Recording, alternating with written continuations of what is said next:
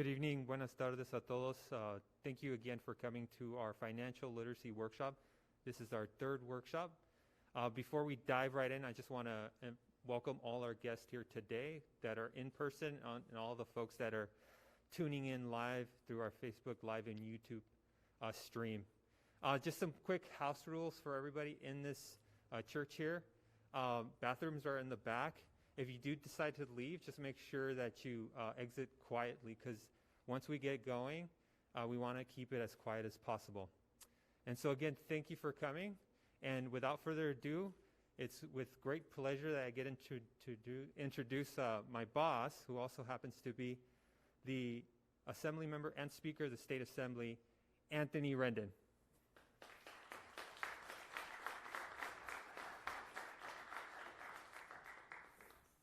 Thank you, Adrian. It's good to see everyone. It's good to actually be at a public event. I want to start by thanking Pastor Ray Jones and Grady Jones. Pastor Jones and I were chatting in the back of the church. He's been here for 40 years. It says a lot about your commitment to Paramount, a lot about your commitment to Southeast Los Angeles. We were talking about how much the neighborhood has changed and how all the improvements that have happened. So thank you, Pastor Jones, for hosting us. Really, really appreciate it. I also I'm here today, though, to introduce a friend of my office. Tony Warfield has been doing financial literacy presentations for my office for quite some time. I think this is his third such presentation. This is the first time I've actually seen him in person. Everything's been on Zoom. I didn't know you had legs, and it's the. But these presentations are obviously informative, and you get a lot out of it. But what's cool about Tony is the extent to which he has a tremendous amount of heart. He really cares about the financial well-being of the folks he's talking to, really understands how important it is that we spend our dollars wisely, and how important investments are. Again, this is the third such financial literacy presentation that he's done. Each one's been a little bit different, a little bit of a spin. So if you want to see some of the previous two presentations that he's done, you can just go to my Facebook page, and we have them listed there. You have the tapes of the previous two presentations. Both of them were phenomenal, and I know tonight is going to be phenomenal as well. So without further ado, I want to introduce my friend and a great friend of the community, Tony Warfield.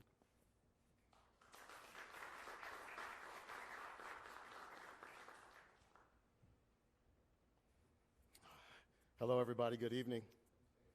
Let me turn this on. Let me get started real quick by thanking the speaker. Let me tell you, for me, financial literacy is a social justice issue, and it is for him as well. And I definitely appreciate the speaker and everything that he does for not only the Paramount community, but the entire 63rd District, and also for the California State Assembly. He and we are in alignment on a lot of things, especially when it comes to taking care of the community. And being able to have such support from such a powerful person, an important person, I really appreciate that.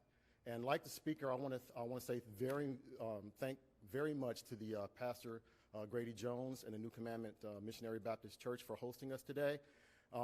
For me, coming from a religious background, it's important that a lot of the information that's shared in our community actually comes from our churches, where people congregate, where people come together, and we learn how important it is to live right. So being able to get, the right information to be able to help our families be able to prosper, I think that is phenomenal. So today, just like Adrian mentioned, this is our third workshop, right? And today we're going to be talking about financial strategies for today and tomorrow. And I think I got this on now, right? So if you will allow me a personal moment, the day after tomorrow is my mother's birthday. And she will tell you she's 25, and she's my mom, so I'm not going to, say anything against that. So my mom is going to be 25 on September 17th. Everybody is in agreement, yes? Thank you very much. Hey, Mom, I'm on TV, right? So thank you so much for that moment. A little bit about myself, and before I get started, if you see anything that's important that you like, please feel free to take a photograph of it. Screenshot for all of you that's online. Take the information, because the information is free. It's public knowledge, but I just compiled some of this information so it's easier for you to be able to have this information for yourself. And look out for some of the alerts signs there. That's some of the information that's vital to your financial future from my perspective. So let's go ahead and get started. So a little bit about myself. You know, I just turned 50 this year, and I'm really, really thankful because a lot of young black men growing up in the inner cities, they don't even make it past 31. And I'm blessed to be able to have, you know, lived a pretty good life. I joined the military very young, and actually had a chance to travel to many locations around the world. And during my time in my travels, I've seen so many different people from so many different backgrounds, and I've seen strife and I've seen struggle in so many different countries. I've been to 47 countries, so I can tell you it's been a very interesting journey. But some of the most difficult things that I've seen in my travels are actually right here at home. And that's why I'm doing a lot of this, because I really want to do what I can to help our community, you know, prosper. So as I stated before, you know, financial literacy is a social justice issue for me. And you understand that a lot of the information that you're going to be seeing tonight, it's not available in our schools. We don't have this information when we graduate high school, or we don't have this information when we're going to work. And because of that, you know, we end up, you know, having a lot of challenges. We actually have a lot of struggles, you know, day to day. So I really believe that if our children are better equipped before they leave the nest, they will have a better chance of going to higher forms of education, you know, your trade schools, your junior colleges, and your universities, as opposed to going to your prisons and being tagged with a felony for life. You know, for me, you know, a lot of children, they end up having a lot of challenges, and those challenges can really, really, really disrupt families. And coming from a, you know, I don't want to say a broken home myself, my heart goes out to all those people who struggle, you know, with some of these challenges today. So continuing on, as Adrian stated, this is our third workshop. The first one we had basic financial information. The second one we were talking about credit. And this particular month happens to be Life Insurance Awareness Month. So, you know, having some strategies to help you better with your retirement, whether you're starting off younger or older, I think the information I'm going to share today is going to really, really help your family. So a couple of things about the first workshops, and if you don't mind, because I don't have that memorized, don't spend more than you have. And I know that sounds really simple, but, you know, sometimes it really escapes a lot of people. You know, set aside money for emergencies for 3 to 6 months, and try to pay more than the minimum of your credit cards. I know coming out of COVID, you know, a lot of people leaned on, you know, a lot of their retirement funding, some of their credit cards, but and because you're still trying to work your way out of that, you're paying just the minimums, but you'll never be able to catch up at just paying just the minimum on your credit cards.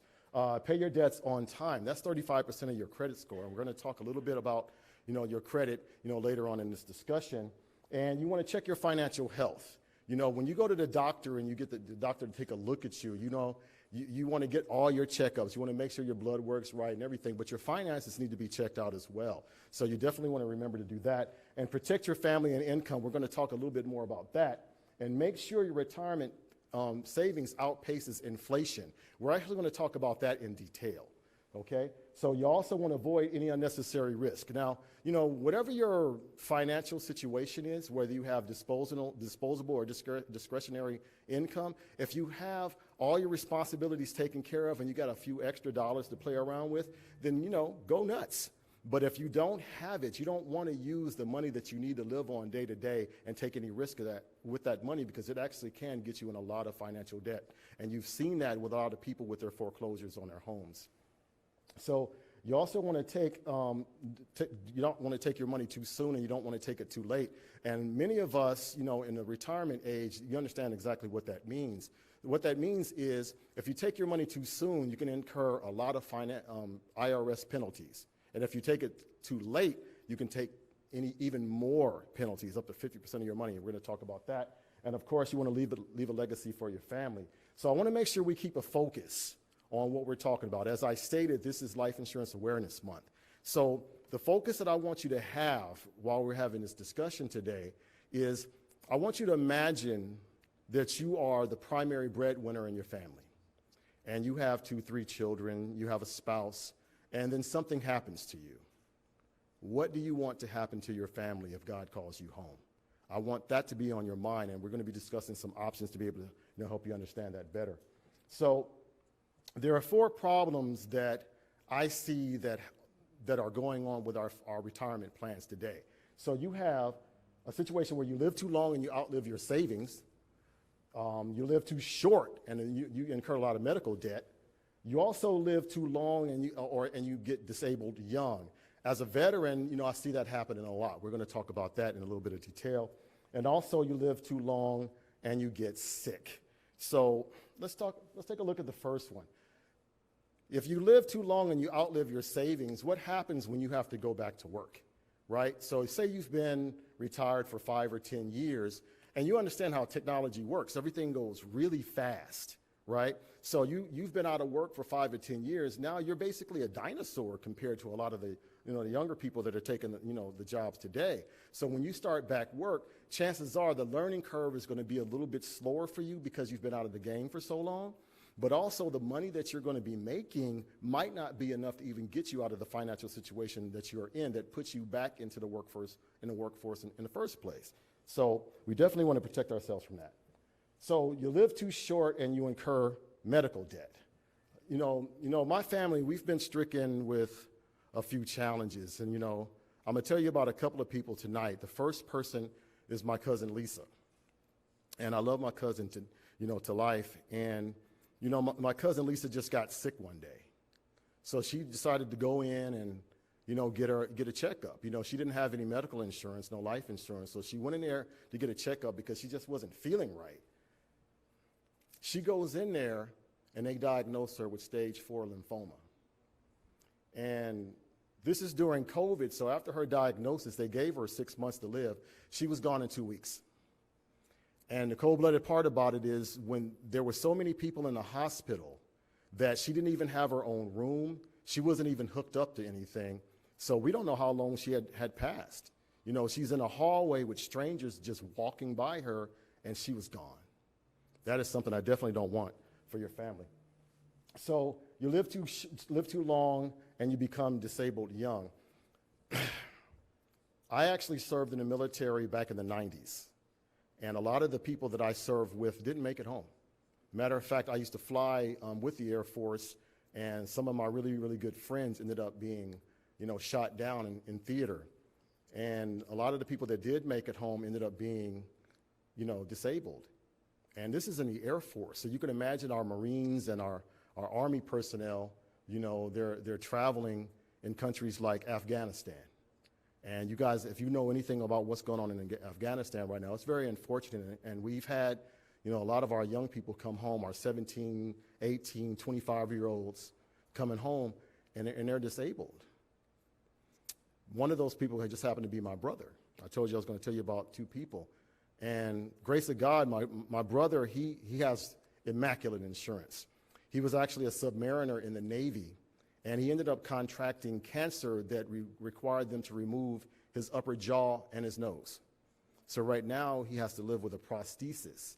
And the strange thing is when he contracted the cancer, because he was an enlisted person, the medical treatment that was recommended for him, he wasn't eligible for it. So they were willing to just let my brother expire. That's a very hurtful thing because had he not had a friendship with an admiral, and the admiral basically gave him his ticket and ordered them basically to go ahead and give him the treatment. But you can imagine after a litany of treatments, constant, visits to the doctor back and forth, the pain and, the damage to his body, but by the grace of God, my brother was diagnosed almost 18 years ago and he's still with us today. And one thing about that is, when my brother, he's probably one of the strongest men I've ever met in my life, especially going through this right now because he's still an arrogant, that guy is interesting, right? But he is so powerful, he's so strong, and unfortunately his cancer returned and he's going through chemotherapy right now. But thankfully he's covered, because really after all the different hospital visits and the operations, that would have wiped our entire family out, And the strange thing about cancer, the experts actually say that 1 in 3 of you will contract cancer before you leave this world. So the person that's sitting next to you, to your left and to your right, or possibly you, before you leave this world, you might contract cancer. So you definitely want to make sure you get yourself in a situation to where you can protect your family, because when God calls you, and he will, you want to make sure you leave your family with just the mourning of your life, not the cost of it. So you live too long and you get sick. You know, you have employer policies. A lot of people tell me, well, Tony, I have a policy with the company. That's great, but the policy that you have with your company, it might not cover the amount of money that you actually need for your operation and your medical care, right? It's going to run out, and it might even time out. So you want to have something that's going to be able to help you, even if you end up losing the job with the company. So you might want to, you know, consider sacrificing a little bit more, right, to be able to make sure you can protect your family. But the thing that I want everybody to take home, if you don't think about anything else, if you don't remember anything else, Gofundme is not life insurance. Believe it.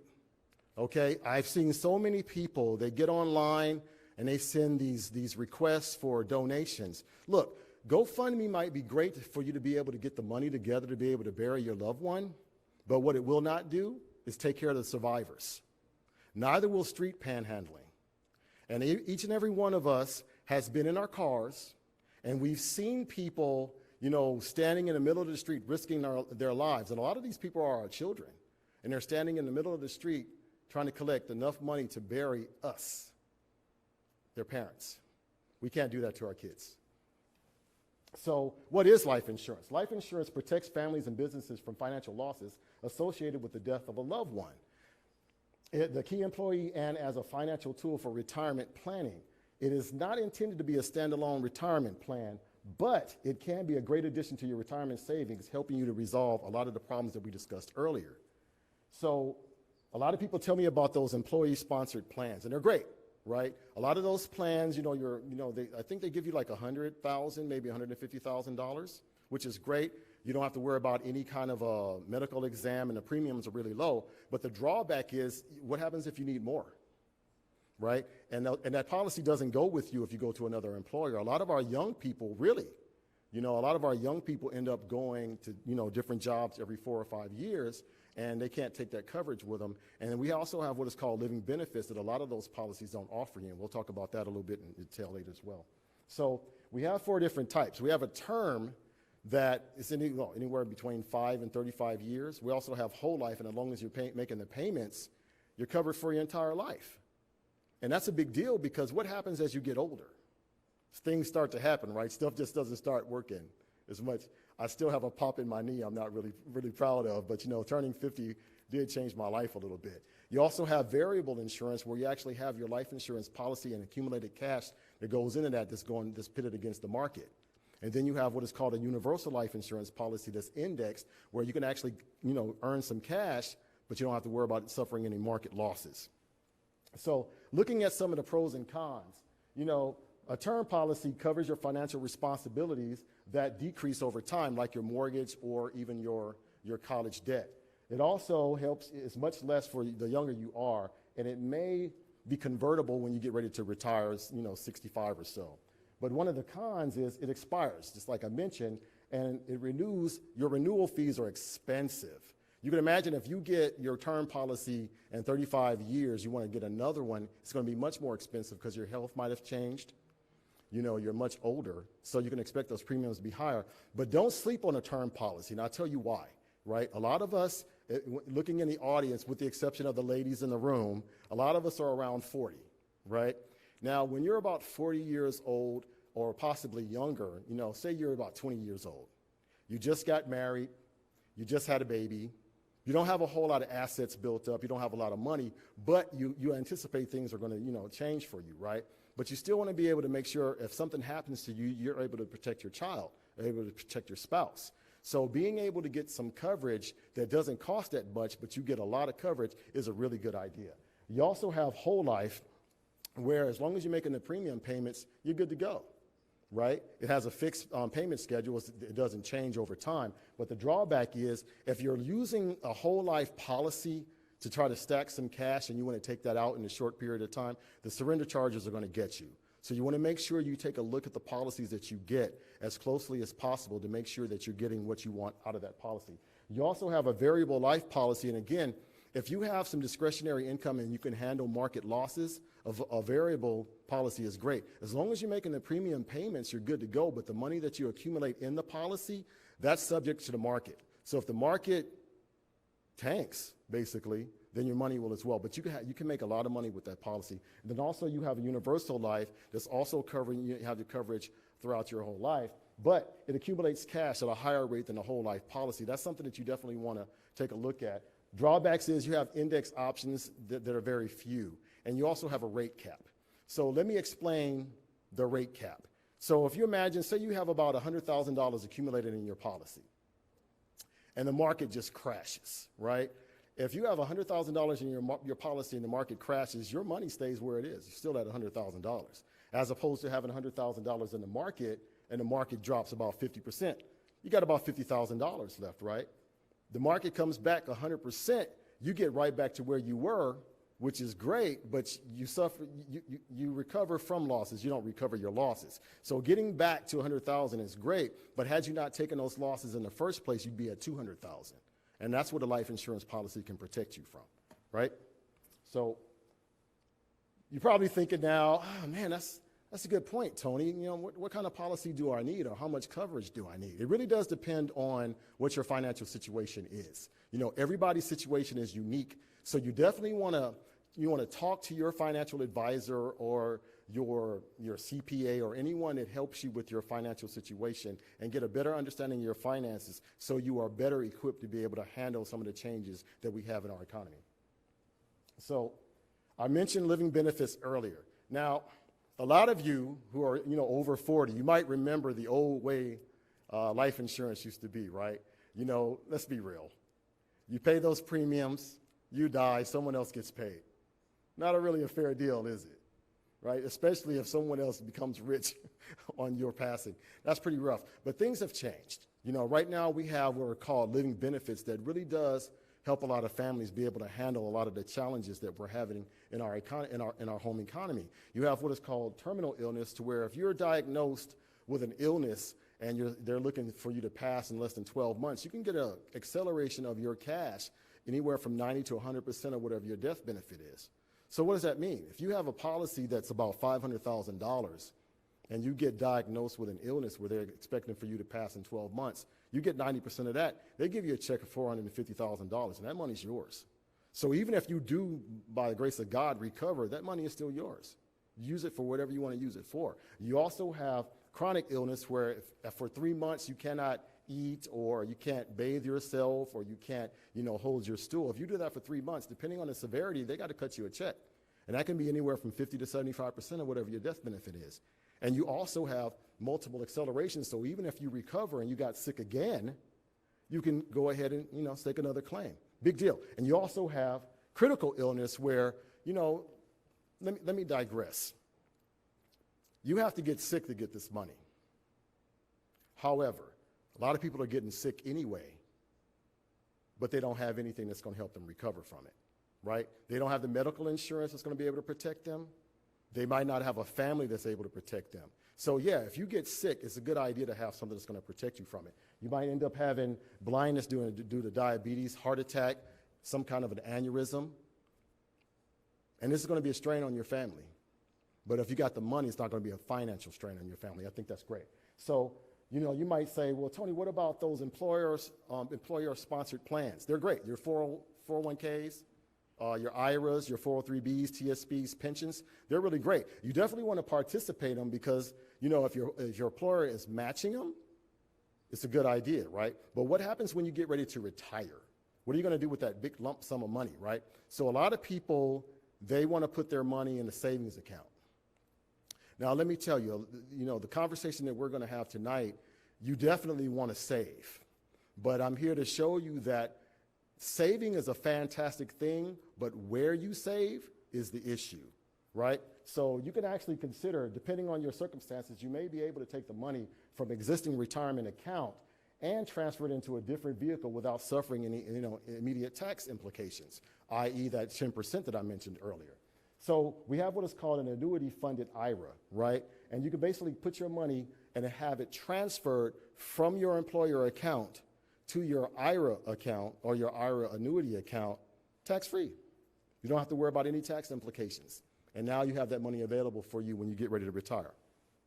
So a little bit deeper about that 401k. So, you know, you're a young person, you get yourself a job, and they're offering you a 401k plan. This is great, right? Pension, whatever. And they're offering you a matching amount. So they might offer you 2%, 4%, 6%. Whatever they're offering you, take it. That's free money, right? But the one thing about that matching, if they're willing to give you 6%, you put in 6%. Don't put in 10, right? Because that extra 4% can be put in another account that's going to get you better returns. But that 6% is 100% return on your money, 100%. So if the market ends up tanking, right, you're not really losing your money. It's kind of the employer's money, so it's a good deal. So anybody that's 59 and a half or older, you know, you can still contribute to your 401k, and you can contribute as much as $19,500 a year, right? And if the country is matching that, that's pretty good. That's almost 20 grand that they're matching every year until you're ready to retire. And if you're like me, you're a workaholic. So say you're going to be working another 10, 20 years, and they're matching that, that's going to look pretty good, especially if it's in the right account that's going to be earning the right interest. So real quick, I was talking about that 59 and a half and making sure that you don't take any distributions before your 59 and a half year. Why? Because you're going to get taxed on that money anyway. But it's better for you to get pay the tax that you're supposed to rather than paying a penalty because you took it too early. And you want to make sure you take it before you turn 72 because you end up getting hit with a 50% fee for taking it too late. So I'm going to make a point to every one of you. If you can't survive on what you're making right now, you definitely can't survive on 50% of that. So we want to make sure we take our money when we're supposed to. So what are annuities? Because I touched on that earlier. Real quick, annuities are insurance contracts between you and the insurance company in which the company promises to make periodic payments to you starting immediately or in the future. And some of the key benefits are you can meet your retirement goals, you can have a lifetime of income, and protect against outliving your assets, right? So we were talking about, you know, our medical situation where if you get into a medical situation that ends up eating a lot of your money, this is how you can protect yourself from that. One of the ways that you can protect yourself. So we have three types. You have index. There are tax-deferred annuities whose return is indexed to the annuity index, but which gives you guaranteed minimum interest and it protects you against loss of your principal. You also have fixed annuities, which are traditional. The insurance company guarantees both the rate and return and the payout. And of course, you have the immediate annuity where you just start getting paid as soon as you put the money in. And this, for a lot of people that are close to retirement age, this is a big deal. So imagine you've been working on your job 10, 15, 20 years, and you've accumulated a couple of $100,000, $400,000, $500,000, right? Instead of taking that money out and putting it in a savings account, you take that money out and put it in an annuity, and your money is actually earning interest while you're taking payments out in whatever time intervals that you have, whether it be monthly or yearly. I think that's great.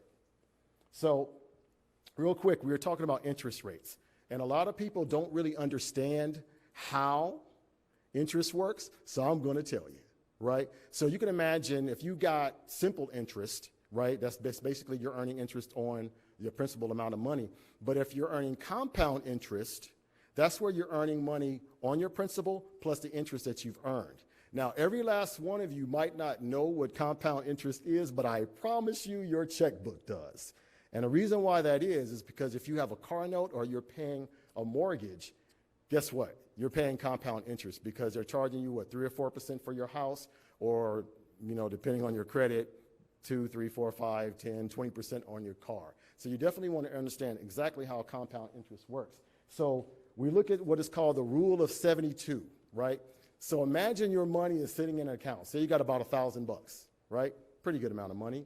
And you put it in the savings account, and the very best savings account I've seen doesn't even make it to 1%. But to keep numbers simple, we'll just make it 1%. So you divide your interest rate into 72. So in this case, your money is going to double every 72 years.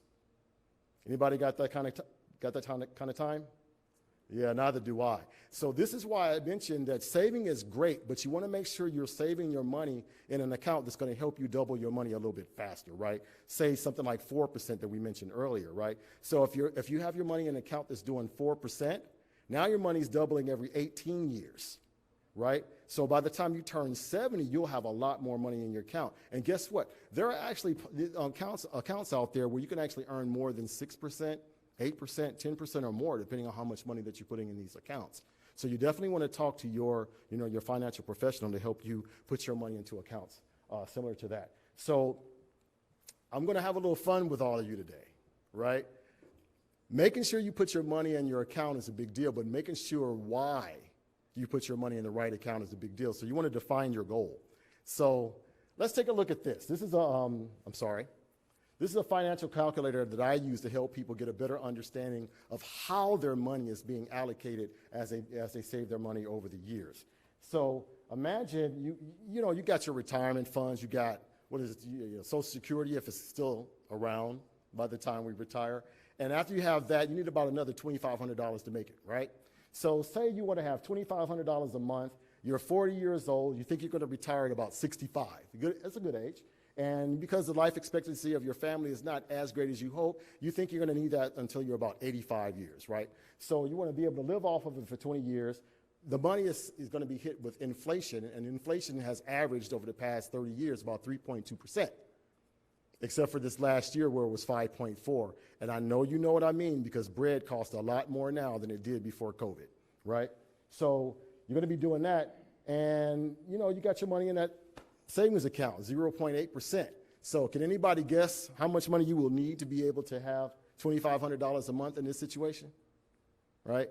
I'm glad everybody's sitting down because that knocked me down. You just want to be able to have $2,500 a month, and you got to save $1.75 million to be able to do it. Anybody got that on them right now? Because if you did, I'll be your son, brother, cousin, whatever. All right? So we definitely want to make sure we put our money into a better product. So, just let's say that you put your money, take it out of that savings account, and you just put it in an account that's doing 4%. Look at how much money that you have to save now. $1.25 million. It's still a lot, but you just saved yourself $500,000 worth of effort. Big deal. So what happens, the Department of Insurance says that we have to use 5.5% in our illustration. So if you were to have your money in an account that's doing 5.5%, look, just $1 million. Now, here's the funny thing about it. I ask a lot of my clients, say, how much money do you think that you need to retire on, right? Everybody says about $1 million. And you're pretty spot on with that. But it's only $1 million if you put your money in the right financial product, right? Saving your money is great, but it has to be saved in the right location, right? So past performance is no indication of future success, but it is a start. So when you look at a lot of the different financial programs that they have out there, they will tell you how great they did over, 10 years, 20 years, 30 years, right? That's past performance, but, post-COVID, we don't really know what you're going to be doing. But guess what? It's still a good starting point to help you figure out exactly where your money's going. So I actually have my money in an account that's projected to do about 7.28%, right? So if I were to look at this at 7%, let's take a look at what 7% looks like. Saves me a lot of money, doesn't it? Could do it for you too. Now I'm going to have even more fun with you, right? Because I hope you guys can appreciate what I'm about to share with you. The reason why we're having this discussion is this. They're talking about black people not having any wealth by mid-century. Nothing.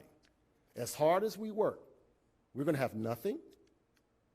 And 2 decades later, all our Latinos and Latinas are going to have no wealth as well. Why is that? Why? Because a lot of us don't get this financial information. And guess what? We end up spending our money on stuff that we really don't need. And we're not able to protect our families because we haven't been educated to do so.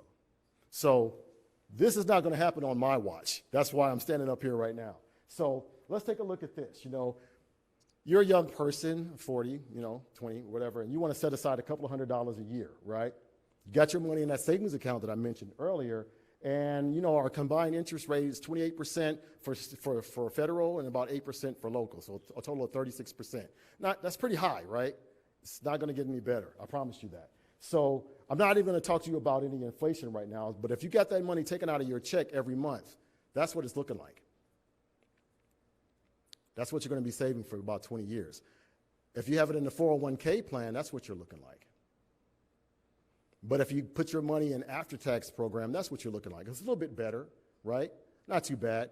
But guess what? What happens when you have inflation added to that? That's what's happening to our money, folks. And we don't know it because we're being slowly taken away with all our money. But there's a way for us to protect ourselves. So let's take a look at this. What if we put our money in an account that actually does just 3.2%, just like your inflation, just matching it, right? That $38,000 became $48,000 just like that, right? That looks a little bit better, right? You're saving a couple $100 a month. But what happens if you go ahead and go to that 5.5 I mentioned? $61,000. It's still not enough for you to retire on, but it's a lot better, right? But what happens if you put that money in an account that's going to give you that 7% like I was telling you?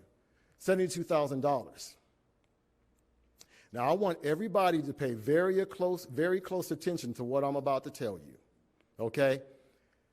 You are 64 and a half years old, 65 and 3/4, 65 and 11 months, and just before you get ready to retire, you expire. And you have your money, you have your will filled out, and in your will, you're going to be giving that $72,000 to your kids who are financially trained just like you were financially trained. So just like you were financially trained, they're going to do $200 a month in a contract that's giving you 7%. But do you see where it says starting amount there?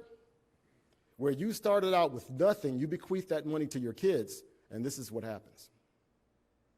Now they're starting from not zero, but that $72,000 that you left them. That's a big deal, right? Now look what happens. They're only giving $200 a month at 7%, but they got almost $250,000 where you started out with 48 when you were ready to retire.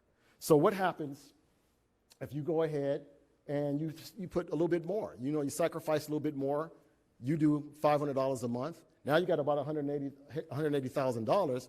And again, just before your 65th birthday, before you get ready to retire, you pass, but you taught your kids how to do this, the same thing that you did, and you bequeath that $180,000 to them. What happens? I'm sorry. Now it went crazy on me. Please excuse me, right? You end up with $560,000. Now, I want you to really take a look at this, right? It's still the same money. You taught them to, do $500 a month. They're in an account that's doing 7%, but they have a starting point of $180,000 that's going to get them to $560,000 by the time they're ready to retire. That's what you're leaving to your kids. But hey, you know what? You're doing pretty well. You got a lot of overtime. You decide you want to go ahead and put $1,000 a month away, right? Because you really see the value of saving. Everybody here wants to save their money. You see the value. So you put $1,000 away. After about 20 years, you got about $359,000. But again, just before you retire, you expire, and now your kids are going to get that money. But they're going to use the money the same way that you did. So now they have a starting point of $360,000. But remember you said you need about $1 million? Look what just happened. You started your kids out with that $360,000, and you taught them exactly what you learned. They did exactly what you said, but now they have a starting point. This is why rich families continue to get richer every generation. Now, I want every last one of you to understand that the people that continue to get richer, they are no different than you and I. They are no smarter. They just have information that you did not have. So being able to get this information will help your family prosper. And I promise you this will make a huge difference every generation if you give them the information that they need to prosper. Now, I do understand a lot of people say, well, Tony, what happens if I don't have any money? It's true. Especially after COVID, people got hit with a lot of things. And it's very unfortunate. But you still have to worry about what's going to happen to you tomorrow. So that's going to require you to budget. And budgeting is a big deal. Why? Because it helps you get a really good look at what your money is doing every month, every year. Now, let me tell you, the good thing about a budget is when you start realizing where that money is going, it really will change your habits. I promise you. And I mentioned credit earlier, right? So let me give you this little credit tip.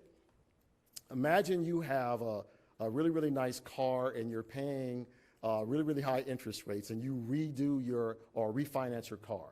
Now, instead of paying 20%, you're paying 4%. Well, the money that you're saving on that can actually be put into your retirement plan. You're not spending any more money.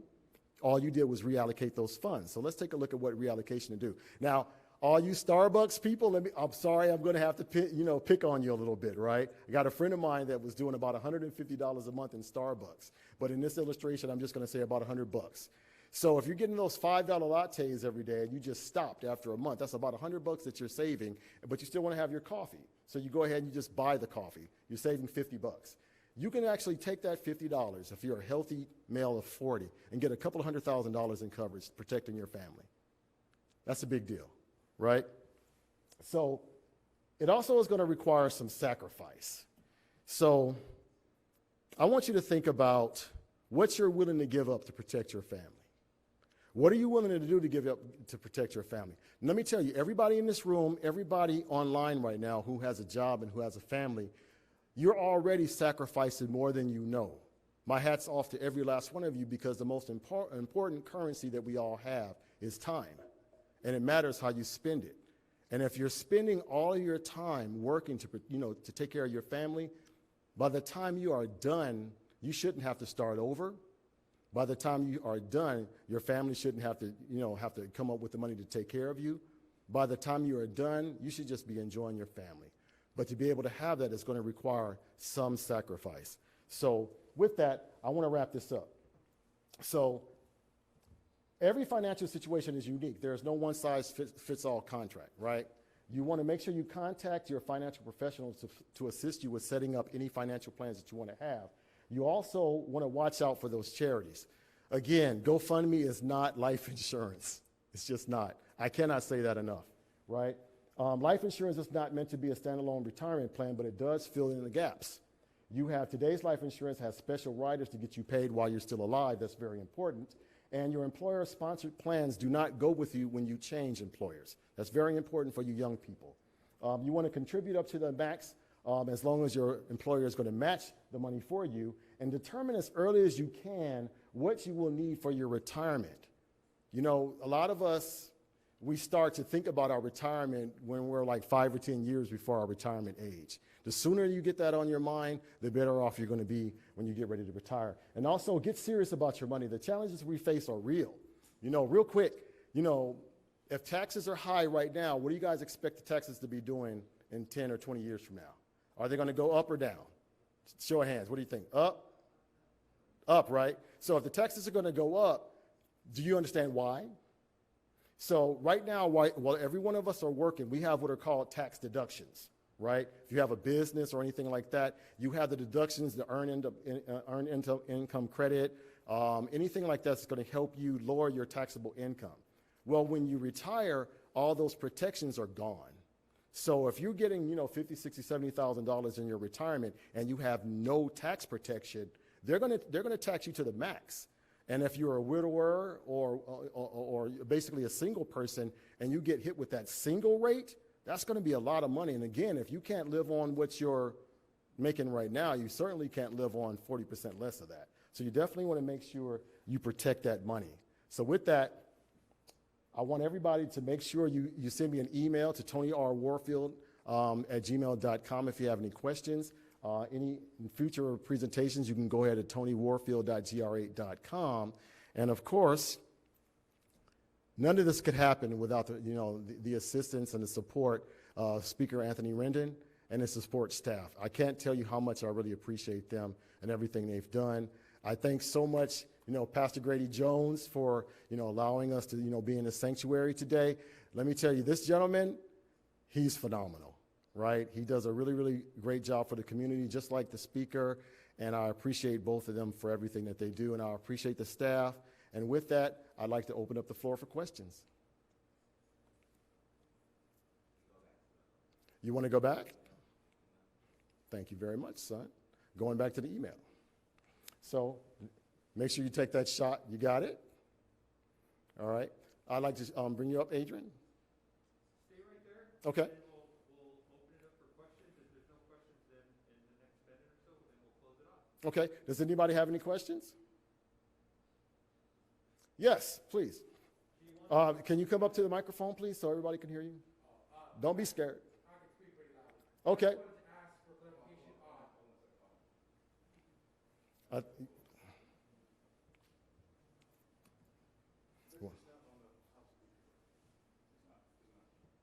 Okay.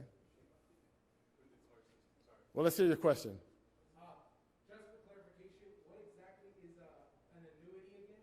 Okay, an annuity is an insurance contract. So basically, imagine if you have your money saved up in your 401k or your retirement plan. When you're ready to take that money out of your retirement plan, instead of putting it into a savings account, you're going to put it into an annuity. And basically, that money is protected by the insurance company. And while the money is with the insurance company, whether you have it immediate or whether you have it deferred, that money is going to continue to earn interest while you take your payments, whenever you decide you want to make your payments. Got it. Any other question? You got one. So we all have a set amount of money a month in gross. Mm-hmm. How important, you went over several products that we have options for. Mm-hmm. How important is it to allocate certain amounts of money to various or diversify, for lack of a better phrase, your portfolio? Mm-hmm. So instead of say, hey, should I allocate everything to the universal life insurance, or should I also do that and 401k and Roth IRA, or you know what I mean? Okay, I really appreciate that question, and I wish I would have covered that, so I thank you so much for that question. You never want to put all your eggs in one basket, right? Never. Because if something happens and that, life insurance companies are insured. But let's say you have about $500,000 in your life insurance company, and the life insurance company goes bust. You're only federally insured up to $250,000. So you end up losing that $250,000. So you definitely want to make sure you have your money diversified. And my recommendation, myself, before I got started, let me go back to 2000 for you, right? Back in the year 2000, I was a day trader. I was pretty good. I started out as a day trader, and the company I worked for, we actually had an IPO where they did really well. I ended up averaging about $91 a share in sales, and I bought in at $16 a share. So I did really well. And the money that I got from that, I actually started, investing in a lot of different companies. Well, I took a vacation. It's true. I took a vacation at the worst time ever, during a dot-com crash, right? And I completely unplugged. When I came back, half of my portfolio was gone. So had I, learned more about protecting my money, and had I had my money more diversified, I wouldn't have suffered that much of a loss. And then interestingly enough, during the housing market crash in 2008, my 401k took a 40% hit, right? So being able to have that kind of experience, it made it a big deal to me to make sure that I put my money in different accounts. So right now, I actually have a couple of policies for myself. I have an IUL, and I also have a term policy, which gives me the ultimate coverage that I need. So the great news about that is if something were to happen to me, my family is still taken care of. A lot of people hear me say that I believe that a man should take care of his family in life and in death. So I'm gonna make a comment to you, right? Our cemeteries are filled with people whose surviving family members are still paying for it. And I want you to think about what I just said. Think about how much a funeral costs today, $15,000?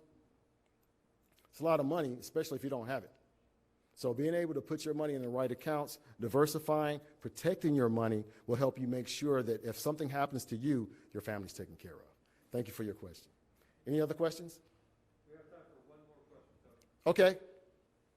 Who wants to take the golden one? Yes, sir.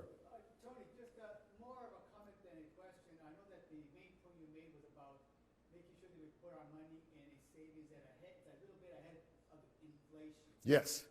As much ahead as possible. Correctly. And I think the only thing you have to be aware of sometimes is that sometimes the inflation that's quoted CPI is not really as true. Mm-hmm. You really have to really work more harder to even be a little bit more ahead of inflation, because otherwise you are going to be falling behind still.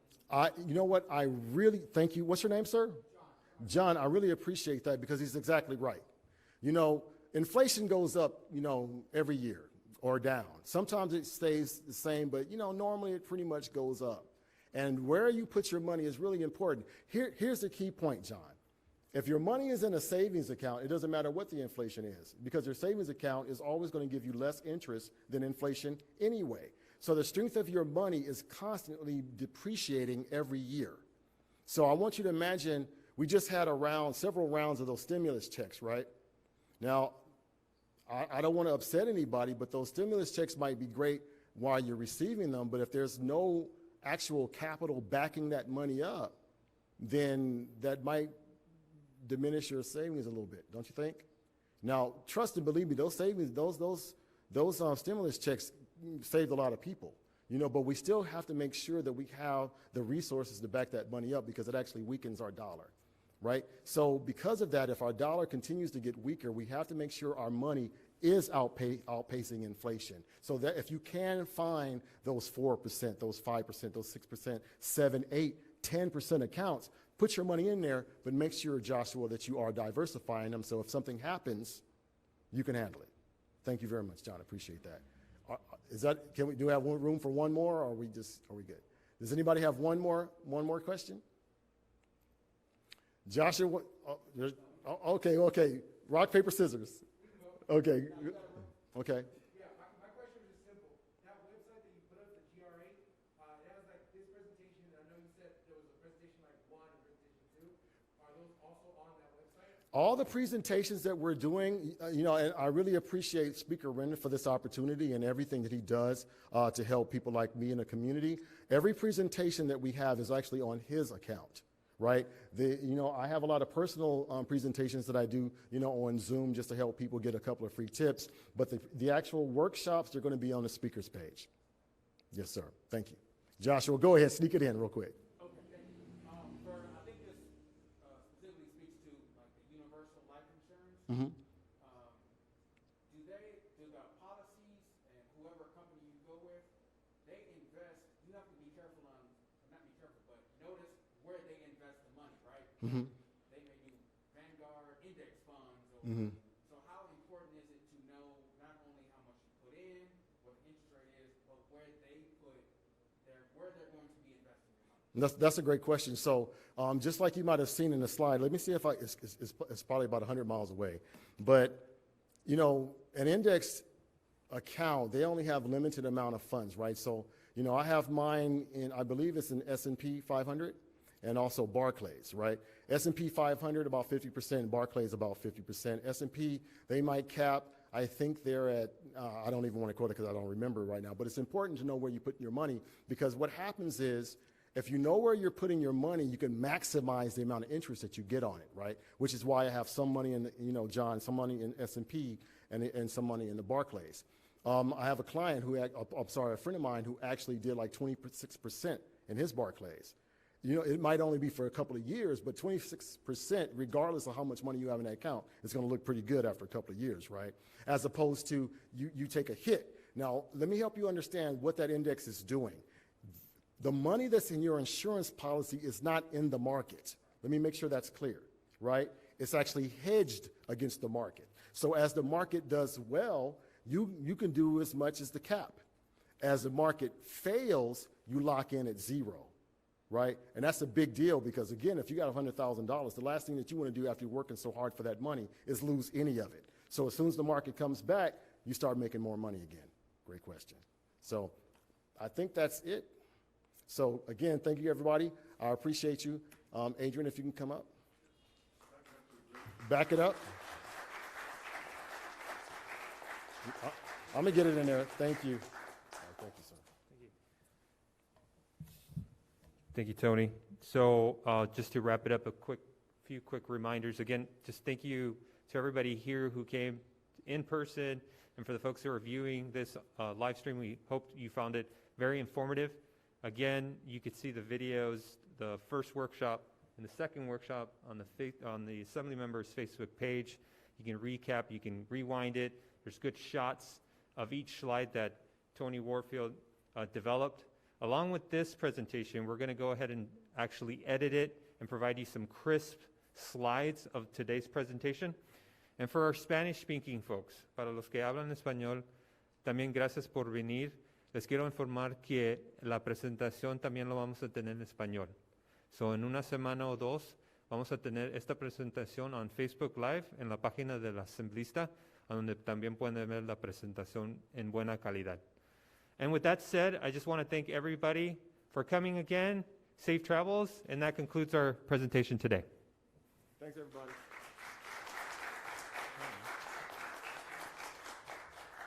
Thank you for your questions.